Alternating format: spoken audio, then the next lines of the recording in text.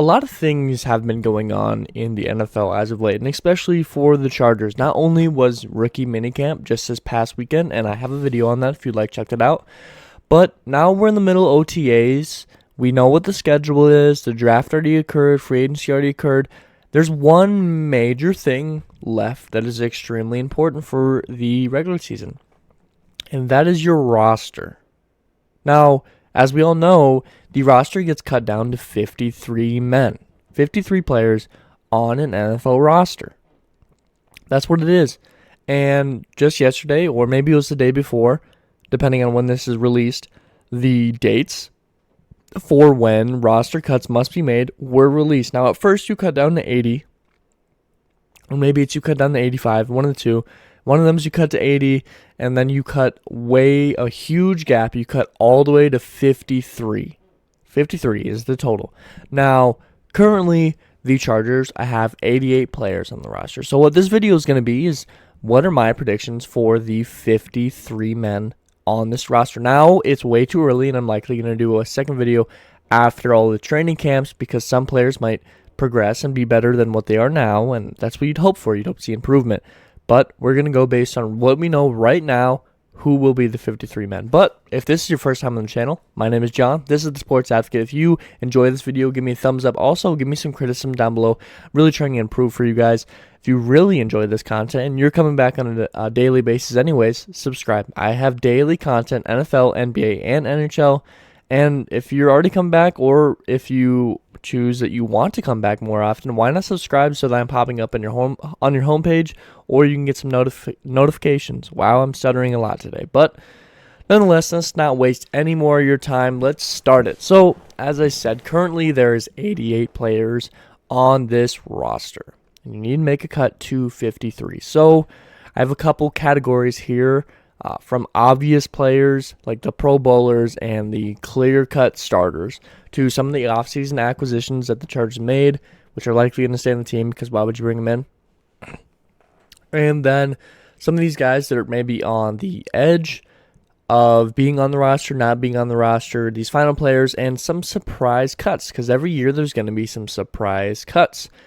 And that's what we're going to do. So let's start first off with the clear guys that are going to be on the team, the people that are Pro Bowlers, the Pro Bowl players on this team. Justin Herbert, quarterback. You're not moving on from your quarterback, especially a guy that has proved how amazing he is, and a lot of people have him as that front runner for MVP this year. Keenan Allen, again, a wide receiver that has been playing incredible. He's a Pro Bowler last year.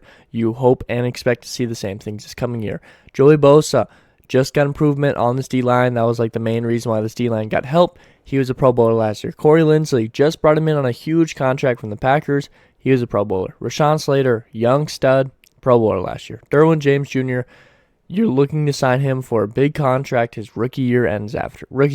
contract ends after this year. He was a Pro Bowler last year. Those are the clear guys that are going to stay on the team because they're Pro Bowlers. Now, the Pro Bowler alternates from last year are Austin Eckler and Mike Williams, two guys that were just barely outside the Pro Bowl. They're not going to be released from this team for no reason. So right there, you already got 8 players on this roster that are guaranteed to be on this team. No one has a doubt in mind. Now let's go to some of these obvious players, some of the guys that are clearly going to be on this team because some of the conversations, the press conferences that they've had, we've heard about them already. They've been in press conferences. Guys that the coach has already talked about is going to be in the running for the starting position. Guys that are just obvious players going to be on this roster. Matt Filer, whether he's going to be at right tackle or left guard, that guy's going to be on this team. Kenneth Murray Jr., most young guys that are picked round 1 through 3 stay on the roster no matter what through their first 2-3 years in the league. Kenneth Murray fits that perfectly, and after last year, his injuries and some of the things occurring out of his control last year, a lot of people expect him to do very good. I did a video on people I expect to have a breakout year, both offense and defense. You can go check that out if you would like to. It was a very good video, and they did very good on my channel. Nasir Adderley, Nas Adderley, I expect him to be on this team. Another young guy who has shown he's been very good. He had 99 tackles last year, which was like 4th or 5th on the team. Asante Samuel Jr. just drafted last year in round 2. Played very, very good. Had some concussion problems, but definitely going to be on this team. Maybe even cornerback 2. Dustin Hopkins just got re-signed. He's the kicker. Donald Parham Jr. and Jalen Guyton both got tendered, which means they're going to be on the team for one more year. You wouldn't do that if you didn't expect them to play, and they're going to be solid backup depth and all of that. Chase Daniels just got re-signed, going to be the backup quarterback. Christian Covington also just got re-signed. So now that we've went through some of these players that are kind of obvious, let's go through the offseason acquisitions. Now we're going to go through this very fast because this video would be way too long if we didn't go through it kind of fast. If I went through individual players, reasons why I expect them to be on the team, especially early on, when we get later in the list, I definitely will, why I believe that they'll be on the team. But with these guys that everyone knows, there's no real reason to give like a 2-minute, this is why Justin Herbert's going to be on this team. It's obvious why they're going to be on this team. There's reasons to it. Now, offseason acquisitions, again, these are guys that are clearly going to be on the team. Why would you bring them in? J.C. Jackson, just paid him very, very good money. He's a top cornerback in the league. Kyle Van Noy, you brought him in for good depth. He's a starter on most teams, and he's going to be depth on your team. Khalil Mack, you just traded for him. This guy's going to be a huge help for Joey Bosa. Gerald Everett, likely in running for your tight end 1 position. Sebastian Joseph Day and Austin Johnson just brought to the team to really help that defensive run defense and just in general help the D-line. Obviously, they're going to be on this team. No question about that one. Troy Reader just brought in from the Rams. Middle linebacker going to help with some depth. This guy, if you bring somebody in the offseason as an acquisition like that current year, I don't expect them to be released unless some crazy stuff goes on. This guy's not incredible. This guy is somebody that maybe wouldn't end up on a roster on some other years with how good this roster is, but you wouldn't have brought him in unless you believed in this guy. Bryce Callahan, a guy that you just brought in at cornerback and help with depth. Is he going to be cornerback 3 or 4? We're not quite sure, but you're going to have him on the team. DeAndre Carter, just brought in. He's going to be the kick returner. He's going to be listed as a wide receiver, so he'll be on the team for kick return special teams purposes. Will Clapp, brought in as good depth, can rotate positions on the O-line. Morgan Fox was just the most recent acquisition for this team at right end. And J.K. Scott, punter, was just brought to this team on, I think, a 1-year contract. He's going to be competing with Ty Long. I don't think you would have brought in J.K. Scott if you didn't think he was better than Ty Long. So I'm going to say J.K. Scott is the guy that will be the punter that is going to be obvious because he was an offseason acquisition.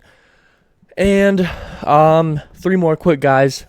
It is like a 90% chance that if you're picked round 1 through 3 that you're going to be on the team. Your year 1, it's like a 90-95% chance. Zion Johnson, JT Woods, both going to for sure be on the team because how high they're picked. And Isaiah Spiller, a lot of people are saying, and I agree, he's going to be RB2 on this team. You're going to have Isaiah Spiller on this roster. So at this very moment, we're at 32 players so far. So we have just a little over 20 spots left, 21 to be exact. So we've ran through a lot of obvious players. And now I kind of want to run through how rosters are set up for you guys. If you don't know, there is a kind of consistent, obvious, over and over again, set up 2 rosters, and I want to go through that for you. So a normal roster, you got 2 quarterbacks, you have 4 running backs, which also include your fullback. So you have 6 wide receivers, which is the second highest amount up for one position on this roster. You have, I'm trying to look down here, I have it listed in the way corner of my board, 3 tight ends. You have 9 O-line and 9 D-line. That's so that you have your 5 starters on O-line and good enough depth that you're not too worried about it. And on D-line, you need, at least in this scheme, you need 3 starters, but you definitely rotate in on D-line a lot. So 9 of those guys is not a ton. Linebackers, you have 7 on a normal roster. Now, again, this is normal roster, so even in my list right here, I did kind of vary from it because how the Chargers normally set their roster up. We'll go in depth on that in a second here. You also have 10 DBs, which would include cornerbacks and safeties. overall. There's not really a number for this number of cornerbacks, this number of safeties, because a lot of teams may alter it slightly for their schemes. So 10 DBs total, and then one kicker, one punter, and one long snapper, because you can't forget the long snapper. It's like the only position that is like, this is the only thing you do. The special teams, I guess, in general, like, you're not going to see a long snapper on the offense side of the ball or the defensive side of the ball. They're only a long snapper. You can't forget that. Otherwise, you're going to be like, what's wrong with my roster? And you won't have them. So we have 32 so far. We need 21 more spots. I just gave an example of about what you need for a roster, the amount of players on it per position. So now let's kind of go through some more obvious guys. Some maybe not as obvious as before, but some people that I think most people are going to agree, hey, this guy's going to be on the team. So some other starters that will likely be on this team: Josh Harris, the long snapper, is going to be on this team. I already listed Dustin Hopkins. I was about to say him, but I already listed him, so that's good. Josh Harris, long snapper. Again, you need a long snapper. He is a Pro Bowl caliber long snapper. This guy is obviously going to be on the team. Looks like I listed Donald Parham Jr. twice. Yeah, I did. Next up, Drew Tranquil, middle linebacker. He's fighting with Kenneth Murray for who's going to be the clear starter. Sometimes, especially with the Chargers, they like to run two middle linebackers at the same time. I expect Drew Tranquil to stay on this team. I think he has a lot of talent. He's just had some injury problems. I am a big fan of his character, and I think he has a heart to play out there, and he's willing to flip that switch. I expect him to be on this team. Now some potential starters, some guys that are, fighting for a position. If they're not a starter, then they're definitely going to be some depth on this roster. You have Trey Pipkins and Jameer Sawyer. One of these two is likely going to be a starter, whether that's at right tackle, or if Filer moves to right tackle, then Sawyer may go to the guard position. But you're definitely going to have Trey Pipkins and Jameer Sawyer on this team. Whether they're depth or a starter, I'm not sure. But you're going to see one of them in, and the other one will be the depth piece. That's kind of why I say potential starters, because we're not sure at this moment. Another potential starter is Xander Horvath, fullback. Even though when you're looking at roster-wise, he might be listed as a running back, I'd say he fits that fullback role. He'll be that guy that's in there blocking in a three-point stance. He may run some running back sets on the goal line and stuff, but for me, I'd say he's more of like a fullback role that's still the running back, because they've kind of meshed together as of late.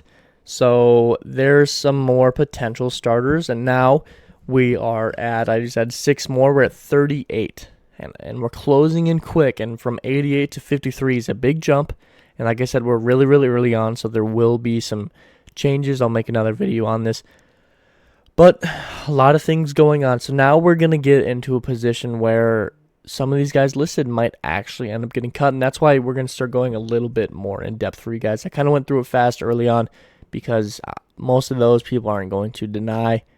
And now we're going to go a little bit more in depth. So next up, I have people that are like for sure backups. So I expect them to be on the team. Joshua Palmer, wide receiver. He's wide receiver 3 or 4. He'll be on the team. Brendan Jameis, right guard. He's a for sure backup. This guy looks very, very good. I don't know why they'd move on him, especially the fact that most teams keep 9 offensive linemen on the team. Now some solid depth. These guys are farther down on the chart in the depth chart on their position, but they bring a good level of talent to the team, whether they're young and can they, advance into their potential, or they're just older, kind of veteran type guys that really just know how to directly impact a team. So some solid depth. We have Brendan Fehoko, something like that. I apologize. He's going to help on that D-line a lot, whether that's inside or outside. He's going to be a big help. And I do expect him to start progressing a lot, especially with how much improved this line is. He'll still get some reps, even though he's farther down the chart. Maybe not as many as he may have last year. But I think Brendan Fehoko is some good depth still. Chris Rumpf is going to be back up behind Joey Bosa. He's a really young guy. He was just drafted last year, so he has plenty of potential. going to be good depth, especially behind Joey Bosa. If somehow him and or Khalil Mack go down with injury, he's a good piece to have in there. Tevon Campbell, cornerback, he was playing very, very good for this team. I think it was the Chiefs game that he was a big, big help. He forced some fumbles. Expect him to be on this team for his depth. And I just, with the amount of younger guys, such as some of these rookies that were drafted at the cornerback position, I think you'd go with a guy that maybe has some experience in the league, and at least at this very moment when I'm making this video, over a rookie that you still have to teach. So I'm saying Tevon Campbell is going to be some solid depth. And then Otitu Ogbonia, the guy we just drafted at nose tackle, I think he instantly brings a lot of help to this team. And some depth to this team immediately. His big body, he can help on the run defense, and I think he brings some talent on that pass rush. I think this guy's going to be on the team day one and be some solid depth. Now we went from 32 to 38, and now we're at 44. We have 9 spots left. This is where things get tight. This is where people could be rotated in and out. This is where you look at the chart at the bottom. What does a normal roster have? So one spot that we're currently missing is tight ends. You're normally supposed to have 3 tight ends. At this moment, we have Gerald Everett and Donald Parham Jr. I think the next best option at tight end would be Trey McKitty. That would fill your 3rd spot. I think this guy still has talent to be on this team, and I think he still has room to improve. Trey McKitty is a guy that fits into this spot. Another guy that you need to get you to your right number because you're a little bit short on it is DBs, a guy that's still young and honestly did improve quite a bit last year and still has room to improve this year with the amount of new acquisitions brought this team is Alohi Gilman. I like this pick a couple years back. Maybe it was even last year. I'm not quite sure. But I did like the pick, and I think he improved last year, and he still has lots of room to improve. And I think with how this defense will be run and stuff, he'll be able to help this team in good ways, especially at that depth position. Another DB that I think will be kept on this team, this guy could be interchangeable with some other options, is going to be Keemon Hall. He's a cornerback. I think you keep this guy just so that you can move some of these young guys a little bit around, and we'll get to what my plans are with the young guys in a second here. Keemon Hall, cornerback, I think is left on the actual roster. Forrest Merrill, nose tackle, you bring him in, add a little bit more depth in case of injuries, and I think this guy still has a lot in the tank for him. He's a very big dude, and he looks very good from what we've seen last year and a little bit in the OTAs. He's looked very good. Now we got Joey Gaziano, another depth at that defensive line position. And that's something that the D-line improved a lot, but D-line is a position where you have guys go down a lot. You have guys get tired very fast because you're chasing around the quarterback. You're getting punched and blocked. And you're just going to need a lot of people and a lot of depth to rotate in and out of the position. Now we have a wide receiver. Now at this moment we have 5 wide receivers, although one of the wide receivers technically is more of a kick returner and probably won't be used much at that wide receiver position. But I have Jason Moore. And yes, there's some other young guys that probably could be brought in and given a chance, such as Joe Reed and some other players like that. But I think you bring in Jason Moore. He showed he has a little bit of talent that he's brought to the team. He didn't catch a bunch of balls last year, but he still had a good amount of yards per his reception count. I think this guy will be able to help this team when he is given the chance. I think Jason Moore will be that 6th wide receiver. Now at running back, we're at 2. You count Xander Horvath as the 3rd. You're at 3 of 4. Who's that 4th guy? Justin Jackson's no longer on the team. You have Joshua Kelly. You have Larry Roundtree. Who do I think is more direct impact to this team? And this likely leads to a cut of the other player. And I'm going to say Larry Roundtree. Not only did he bring a bit of a boost when he was on the field, Joshua Kelly, a guy that I like a lot, and I think a lot of fans like because of the energy he brings to the team. he hasn't quite reached the full potential that we need. Also, Larry Rountree's younger and was not too far off of what Joshua Kelly's statistics are. So I think Larry Rountree ends up being the guy that would stay on the team.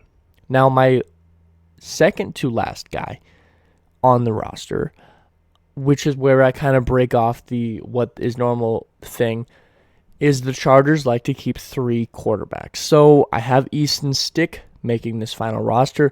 Now, technically speaking, he might not, and we'll talk about that in a second, but I have Easton Stick on the final roster because I feel like the Chargers really like to have 3 quarterbacks on the sideline just so you don't have to throw in your Chase Daniels. There was a time when Herbert missed a couple reps his rookie year, and this past year he missed a couple reps, and they threw in Easton Stick, and they would do option plays and things like that. I think Easton Stick stays on the roster. Now, we have 1 spot remaining, and if you haven't noticed, there's some names that I have mentioned.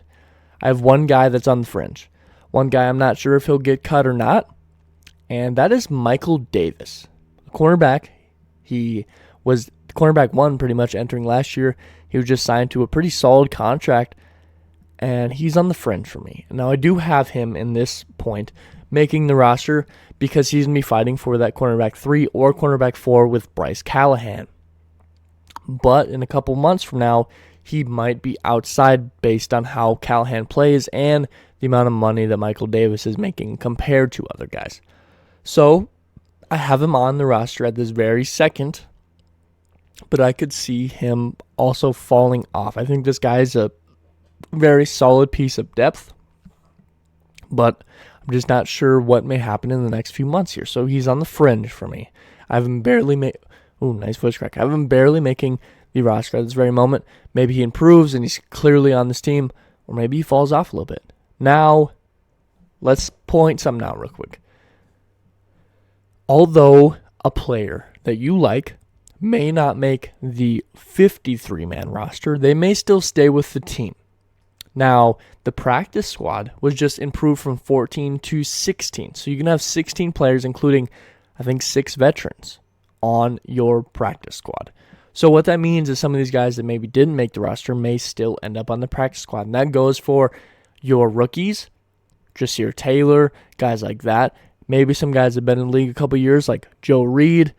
And also, you might throw Easton Stick onto that practice squad. And if in case you think that someone else should be on that 53-man roster for sure, you might put Easton Stick on that practice squad.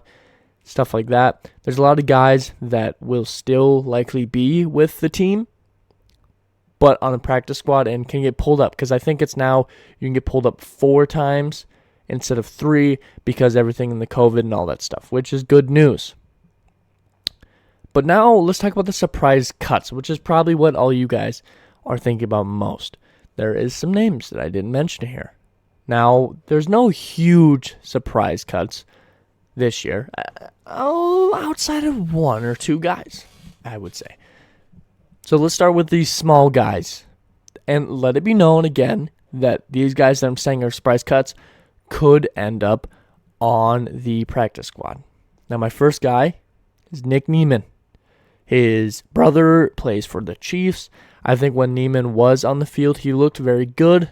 But with the fact that you already have your 7 linebackers, and that we haven't seen enough from him, I don't think you need him on the team. So Nick Neiman, cut. Another guy that, I feel like a lot of people had hopes for this past couple years, but just hasn't done enough. Clearly, I think will for sure be cut unless he improves a lot during these OTAs. Storm Norton is a right tackle. He played in some of these lower tier leagues, and that's why he was brought into the NFL. And he's been with the team a couple years, but he just hasn't done enough. And the fact that you have Jimmy Sawyer and Trey Pipkins who are going to be fighting for that position, as well as possibly Matt Filer, I think Storm Norton gets weeded out, and he's cut. Another guy who is a big part of this team, a big part of the Brisket boys, and huge friends with Herbert, I think even roommates. But I think hasn't proven enough, and with Xander Horvath entering the team, you don't need him. And that's Gabe Neighbors. Now, I do like Gabe Neighbors. I think he's able to block. I think Xander Horvath might bring more to the team as a power guy and his blocking ability than Gabe Neighbors. So I'm sorry, Justin Herbert, but I think Neighbors is cut. Another guy who I like, love his energy, but there's not enough space in the roster and still fits in that running back position, such as Gabe Neighbors. A guy that we just talked about a little bit earlier when we were talking about Larry Roundtree is Joshua Kelly. This guy has great energy. He's a big smile. I think he has great potential. He just hasn't shown it for this team. He hasn't shown it, and it's a business. Big smiles and good energy is not going to keep you on every team that you're on. So Josh Kelly's cut. Now the last guy, and what he's done for OTAs has not helped him at all because he didn't show up for him at all. What has been brought to the team hasn't helped him at all with Sebastian Joseph Day and Austin Johnson. And what he's done for this team when he's had time to play, because he's had a couple years with the team, wherever he was picked doesn't matter. What he's done for this team when he was on the field has not done enough. He struggles in running. He's one of the worst in the entire league. He's not incredible at run defense. He's better than his, pass defense. He's better at pass defense than he is run defense. And although he was a first-round pick a couple years ago, I don't think that saves him in this situation, especially with these new guys. I mean, Austin Johnson, Sebastian Joseph Day, Morgan Fox, Khalil Mack, Kyle Van Noy, this Otitu Ogbonia. This defensive line has been improved a lot, and I think that's a big reason why this guy's been left in the dust. And I think you all know who I'm talking about. That's Jerry Tillery. I think Jerry Tillery has ran out of time with this team. And for that reason, I think Jerry Tillery gets cut. So there it is. We went through our 53 guys. We have what a normal roster looks like, pretty much with a little bit alterations. And we did have to cut some guys. We're on the edge with a couple other guys. But that's how the business of the NFL works. You only get 53 guys. Now, you have a practice squad, but, you got to remember that anyone else can go scoop off a guy off your practice squad. So it's a tough business, but business options must be done. So comment who you think your surprise guy is going to be that's going to be cut. Or comment if you agree or disagree with some of my picks. If you think this guy should be cut and I kept him on the team, or if you think someone should have been kept on the team who was cut. Or if I just forgot to mention somebody. Now let it be known that I may have miscounted at some point because I listed down Parham twice. So maybe one more guy should fit on this team. Or maybe I overcounted. I'm not quite sure. I counted a couple times, so I hope I'm right. But just comment. What are your thoughts? Now, if you enjoyed this video, give me a thumbs up. And feel free to comment whatever you want. Give me some criticism. I'm really trying to improve for you guys. If you really enjoyed this content, why not subscribe? Because I have content coming out daily. NHL, NFL, and NBA. I cover a lot of Chargers talk. I mean, a lot of it. You can go ahead and look through my videos. I think it's my best videos on my channel are the Chargers videos. So go ahead and go find some more if you enjoyed this content and subscribe, because not only does it mean a lot to me, but then you can see more of my videos. And as always, I hope I taught you something today. I hope it made you smile. I hope it made you laugh. That's something that's really important to me, affecting someone else's life in a great way, because we can all have a good day every day. And as always, you guys all be safe out there.